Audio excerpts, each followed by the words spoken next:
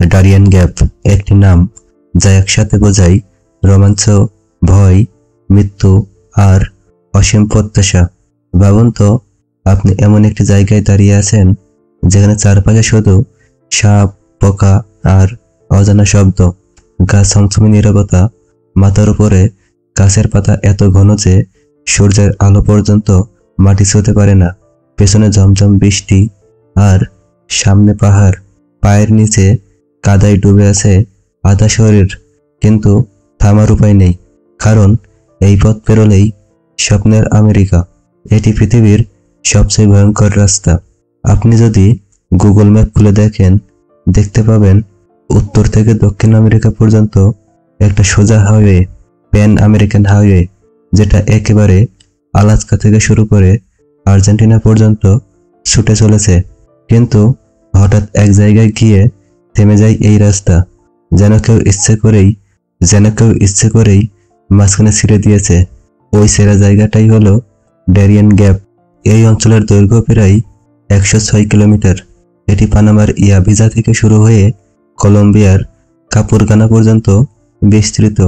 এখানে নেই কোনো পিচঢালা রাস্তা, নেই কোনো সেতু, নেই কোনো ট্রান্সপোর্ট ব্যবস্থা, এমনকি দিক নির্দেশনার চিহ্ন পর্যন্ত।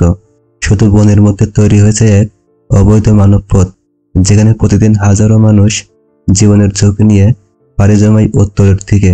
কেউ আসে হাইতি থেকে, কেউ কিউবা, কেউ কলম্বিয়া, কেউ আবার ভেনেজুয়েলা থেকে। তারা জানে এই পথ মরণ ফাঁদ, তবুও আসে। কিন্তু কেন আসে? কারণ একটাই, উন্নত জীবনযাপন। এই পথ পার করতে পারলেই স্বপ্নের আমেরিকা। বলা হয়ে থাকে এই পথই হলো দুনিয়ার সবচেয়ে গোপন কিন্তু সবচেয়ে জনপ্রিয় অবৈধ অভিবাসন রুট। তবে ডারিয়ান গ্যাপ কোনো রাস্তা নয়, এটি আসলে এক পরীক্ষা কেন্দ্র, যেখানে প্রতিটি পদক্ষেপ হলো একটি জোয়া। এখানকার বন্যপ্রাণী শুধু ভয় নয়, বরং বিপদ।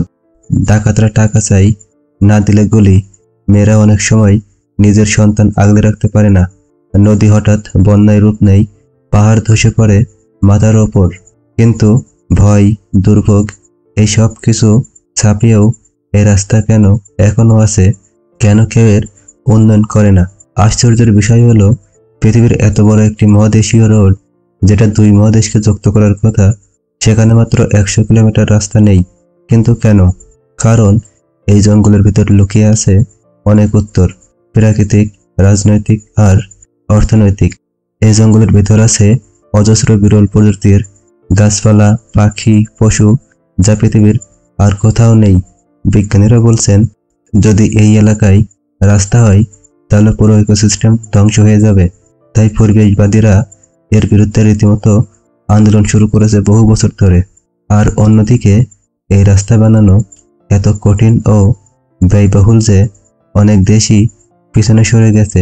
পাহাড় কাটা, নদীর উপর সেতু, জঙ্গলের ভিতর দিয়ে নিরাপদ পথ বানানো, এসব কিছু করতে হাজার কোটি ডলার প্রয়োজন। অথচ এ রাস্তা দিয়ে কোনো পণ্য যায় না, শুধু যায় মানুষ। যেহেতু বাণিজ্যিক রাস্তা নয়, তাই কেউ এই রাস্তা বানাতে আগ্রহী নয়। কিন্তু শুধু প্রকৃতি আর টাকার কারণে এই রাস্তা থেমে আছে, এটা আসলে এক পেশে ব্যাখ্যা। এর পিছনে আছে আন্তর্জাতিক রাজনীতি। আমেরিকা এই রাস্তা বানাতে চায় না, কারণ এটি তৈরি হলে দক্ষিণ আমেরিকার দারিদ্র্যপীড়িত দেশের মানুষ আরো সহজে যুক্তরাষ্ট্রে ঢুকতে পারবে। এছাড়াও পানামা এই অঞ্চলকে ঘিরে কোনো দায়িত্ব নিতে চায় না, কারণ একটা সময় পানামা ছিল কলম্বিয়ার একটি প্রদেশ। তবে যাতায়াত ব্যবস্থা কঠিন হওয়ায় এবং আমেরিকার সহযোগিতায় পানামা কলম্বিয়া থেকে 1903 সালে স্বাধীন হয়ে যায়। তাই পানামা চায় না এ রাস্তা তৈরি হোক। যদি এ রাস্তা তৈরি হয়, তবে আবারও কলম্বিয়া পানামার উপর কর্তৃত্ব প্রতিষ্ঠা করতে চাইবে। এছাড়াও এটি শুধু একটি রাস্তা নয়, এটি হলো মানব পাচার, অপরাধ ও মাদকের প্রবেশপথ। ড্রাগ কার্টেল, মানব পাচারকারী, চোরাচালান, সবকিছুর গোপন রাস্তা হয়ে উঠেছে এই ডারিয়ান গ্যাপ। একবার ভাবুন, একটি রাস্তা না থাকায় পুরো দুইটি মহাদেশ বিচ্ছিন্ন। একদিকে উত্তরের অর্থনীতি, রাজনীতি আর নিরাপত্তা, আর অন্যদিকে দক্ষিণের সংগ্রাম, হাহাকার এবং স্বপ্ন।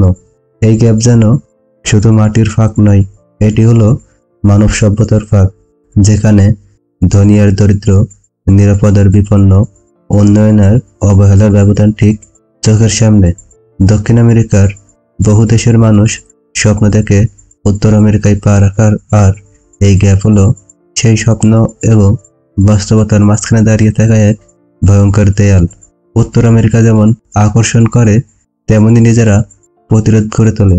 দক্ষিণের দেশগুলো দুর্বল সরকার, দারিদ্র্য ও অপরাধে জর্জরিত, আর তারই ফলেই মানব প্রবাহ।